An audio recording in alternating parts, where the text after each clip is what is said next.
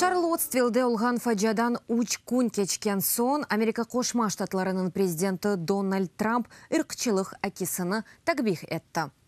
Беле олғаны кебе августның 12-сінде Трамп Вирджиниядеке вақиға сесленді.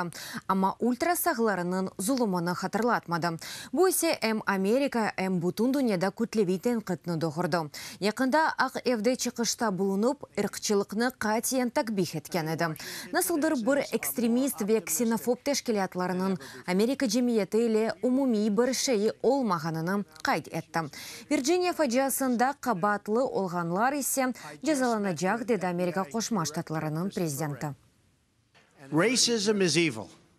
Irqçılıq yamanlıqtır. Onun bayrakları altında zulüm etkənlər. Cinayetçi ve katillерdir. Şu sırada Ku Klux Klan, neonacist, aq ırkçılar ve bizim Amerikanlarının kıymet etken şeylerimizge uymağan diğer ksenofоб teşkilatlarının azaları, rahatlık günleri olup geçken ırkçılık zulümünü aksiyaları vaxtında hareket etkenler mesuliyetke celp edilecek. Adaletlik bikilecektir.